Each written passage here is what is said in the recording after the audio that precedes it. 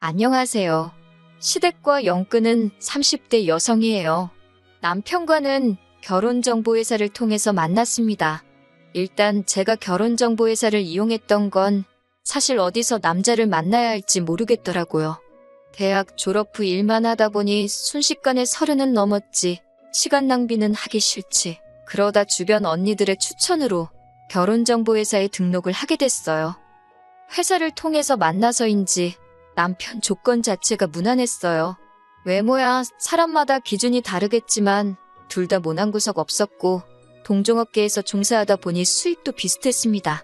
저희는 만남을 시작했고 1년이 채 되지 않아 결혼까지 약속하게 되었습니다. 양가 부모님들 다 노후 준비도 되어 있었고 크게 걱정할 거는 없는 분위기였어요. 상견례 분위기도 괜찮았고요.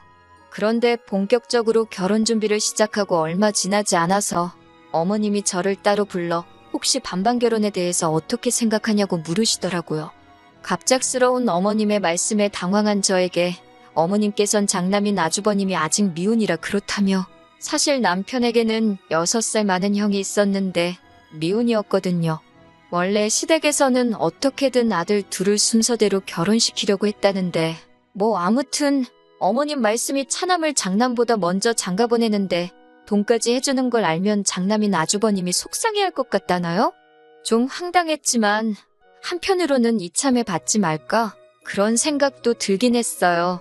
솔직히 시부모님이 지원해주신다는 5천만 원이 크다면 큰 돈이긴 하지만 주변에 시댁 도움받고 결혼했다가 이리저리 끌려다니는 케이스를 제법 봐서 그런지 깔끔하게 안 받는 게 나을지도 모르겠다 싶더라고요. 결국 양쪽 부모님의 도움 없이 저희 둘만의 힘으로 신혼살림을 시작했습니다. 그래도 양쪽 부모님께 할도리는 하고 살았어요.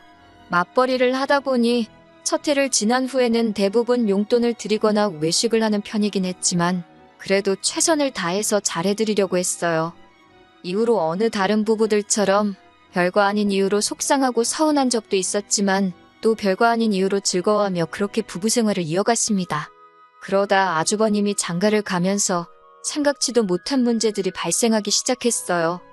아주버님께서는 당신보다 10살 어린, 저보다도 어린 여자와 결혼을 했습니다. 그게 화근이었을까요? 솔직히 4살이나 어린 형님을 대하는 게 편한 건 아니었지만 적당한 거리 유지하고 예의만 잘 지키면 적어도 문제는 없을 거라 생각했지요. 하지만 형님이라는 이 여자가 저를 상대로 말 같지도 않은 기싸움을 시작하더라고요. 저도 당하고만 사는 성격은 아니라서 매번 형님의 신경전에 놀아난 건 아니지만 그래도 말이 나온 김에 이야기를 해보자면요. 형님이 들어오고서 처음 맞는 아버님의 생신이었어요. 형님이 들어오기 전에는 첫 해에만 제가 집에서 챙겨드렸고 이후로는 계속 외식을 하고 있었거든요. 그런데 형님이 들어온 이후로는 아무리 그래도 집에 며느리가 둘이나 있는데 어떻게 시부모님 생신을 바깥 음식으로 때우냐며 앞으로는 무조건 집에서 챙겨드리자는 겁니다. 그것도 생신 당일에 말이지요. 저는 직장을 다니고 있었으니 그건 어려울 것 같다고 했고 그러자 형님이 저더러 돈을 내랍니다. 제가 재료비를 대면 자기가 장봐서 상을 차리겠다고요. 내키진 않았지만 무조건 싫다 하기도 뭐했고 어쨌든 저도 시집온 첫 해에는 직접 상을 차렸으니 형님 말대로 할까 싶더라고요. 그렇게 아버님 생신 당일이었습니다. 다시 볼 일도 없을 것 같으니 까놓고 이야기할게요.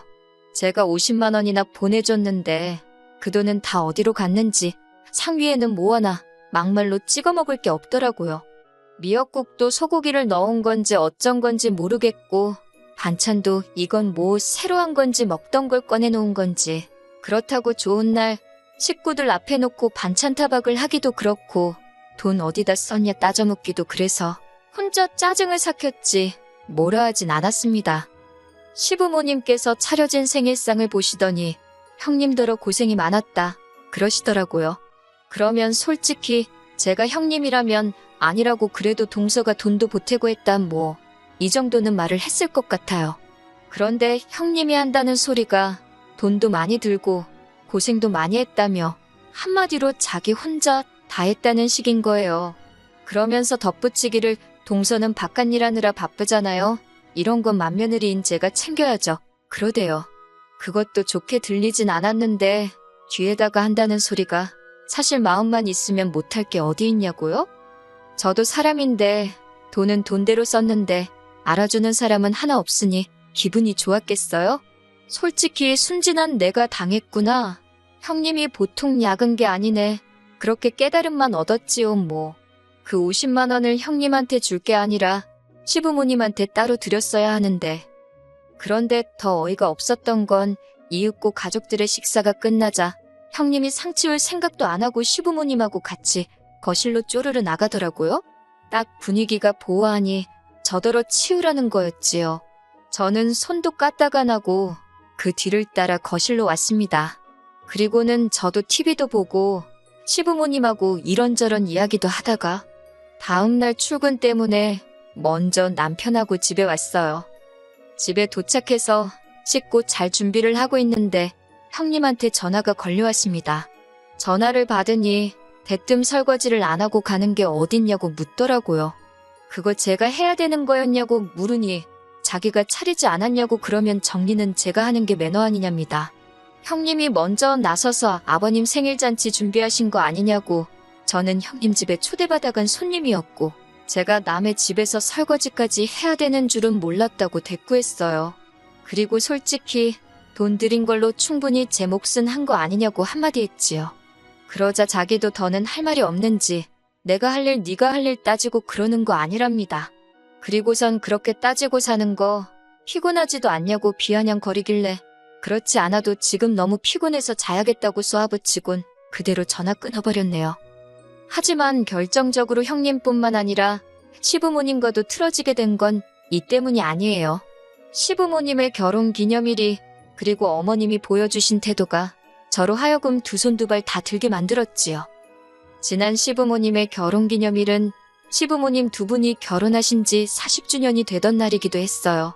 그래서 두 분을 제주도 여행이라도 보내드릴까 그런 생각을 하고 있었지요.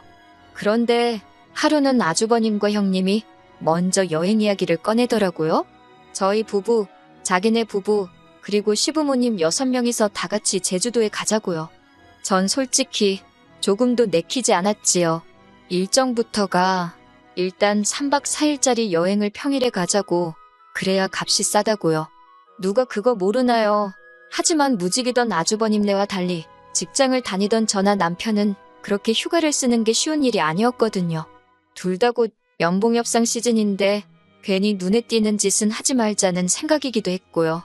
그리고 무엇보다 아주버님네랑은 정말 실오라기 하나조차 얽히지 않겠다고 다짐을 했던지라 결국 저희는 못 간다고 했습니다. 가더라도 나중에 저희가 두 분을 모시고 따로 움직일 테니 이번엔 넷이서 가라고 했지요. 그러자 형님이 그래도 저희가 시부모님 여행 경비는 부담해야 하는 거 아니냐입니다. 자기네가 가이드처럼 여기저기 모시고 다니고 고생은 다 할 거니까 저희가 경비를 담당하는 게 공평하다나요? 어이가 없어서 저희는 저희가 따로 모시고 갈 거니까 경비가 걱정이면 시부모님 모시고 여행 가지 말라고 했습니다. 무리하지 말고 가까운 데서 시부모님 모시고 식사나 하는 게 어떻겠냐고요. 그러자 이 정신나간 형님이 시부모님을 상대로 아주 말장난을 쳤더라고요. 그걸 알게 된 건 이틀 뒤인가 어머님께서 전화를 해오셨는데 저더러 그러는 거 아니라며 다짜고짜 크게 화를 내셨거든요. 영문도 모르고 처음부터 욕을 먹던 제가 왜 이러시냐고 이유라도 말씀해달라니까 제가 형님더러 시부모님을 모시고 여행은 무슨 여행이냐며 오버하지 말고 가까운 데서 밥이나 먹으라고 그랬답니다. 형님이 어머님께 자기는 아버님 어머님 나이 드시기 전에 좀 더 좋은 곳에 모시고 가고 싶고 좀 더 맛있는 거 드시게 해드리고 싶어서 그런 건데 제가 돈 아깝게 뭘 그러냐고 그랬다는 거예요. 듣고 있는데 어이가 없는 걸 넘어서 환장하겠더군요. 저는 어머님께 어떻게 된 일인지 형님과 나눈 대화를 들려드렸습니다. 한참을 듣고 계시던 어머님께서도 어느 정도 화가 누그러지신 듯 했고요. 하지만 대화가 통하니 다행이라고 한숨 돌리고 있는데 어머님이 대뜸 하시는 말씀이 정말 어이가 없대요. 어머님께선 큰애가 얼마나 효도를 하고 싶으면 그랬겠냐입니다. 자기도 잘하고 싶은데 주머니 사정이 여의치 않아서 그런가 보다며 잘 버는 저더러 이해를 하래요. 나이는 제가 많으니 어른으로서 나이 어린 형님을 잘 이해해 주라나요? 그러면서 저희 부부랑은 여행 간 셈 칠 테니 그냥 형님이 해달라는 대로 돈을 주랍니다.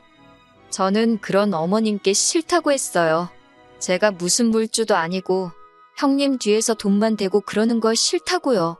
효도고 뭐고 자기 분수껏 하는 거지. 그리고 서운한 마음에 어머님도 그러시는 거 아니라고 처음으로 대들었네요. 최소한 잘잘못은 가려주시고 누구 하나 억울하지 않게 말씀하실 거 아니면 차라리 모른 척 하시지 그랬냐니까? 어머님이 대뜸 저더러 웃기답니다. 큰애 무시하는 것도 부족해서 이제 시애미까지 가르치려 드냐고 저 하나 때문에 집안 꼴이 엉망이라고 그러시대요. 급기야 저더러 이런 식으로 나올 거면 당신하고 영 끊찹니다. 며느리는 당신한테 잘하는 며느리 하나만 있으면 된다면서 저 같은 건 됐다나요. 그날 밤 퇴근한 남편에게 저는 이혼하자 했습니다. 남편은 무슨 뚱딴지 같은 소리냐며 짜증을 냈고 저는 담담하게 어머님과 있었던 일을 들려주었어요. 남편은 설마 하면서도 꽤나 충격을 받은 얼굴이었습니다. 저는 남편에게 이런 소리나 듣자고 결혼한 거 아니라고 이 집에 미련 없다 했지요. 그런데 남편이 저를 잡더라고요. 그동안 늘 중간에서 뜨뜻미지근한 반응을 보이던 사람이라 솔직히 기대 같은 건 없었는데 자기가 봐도 어머님이 도를 지나치셨다면서 자기는 자기 가정을 지킬 거랍니다. 앞으로 시댁과 일절 교류 없이 살 것이니 자기를 믿고 이혼 소리는 하지 말아달라대요. 그 말을 하는 남편의 눈빛이 얼마나 절실하던지 믿어주기로 했지요. 그런데 한두 달쯤 지났을까요? 형님한테 연락이 왔습니다. 받을까 말까 하다가 안 받았더니 장문에 문자를 남겨뒀더라고요. 아주버님이 뭐 사업을 시작하려고 했는데 사기를 당했다나 그러면서 돈 좀 빌려달랍니다. 금방 갚겠다고 도와달래요. 그냥 무시했습니다. 그랬더니 하루는 퇴근하고 집에 왔는데 현관 앞에 형님이랑 어머님이 와 있더라고요. 집 안으로 들이긴 싫어서 집 앞카페로 데리고 갔습니다. 아니나 다를까 그때 그 돈 이야기를 또 하대요. 저는 할 말 없다고 했어요. 남편하고 따로 이야기해보던지 하시라고요. 그리고 커피값은 내주고 왔네요. 며칠 뒤 남편이 묻지도 않았는데 어머님 만난 이야기를 하더니 안 도와드렸답니다. 솔직히 시부모님 두 분 중 한 분이 아픈 것도 아니고 또 아주버님 일이라는 게 짜증나더래요. 자기도 언제까지 거기 수발 들어주며 살 수는 없다며 남편이 단호한 태도를 보여주니 솔직히 안심이 되더라니까요. 앞으로도 남편이 잘 행동하리란 믿고 살아도 될 것 같아요.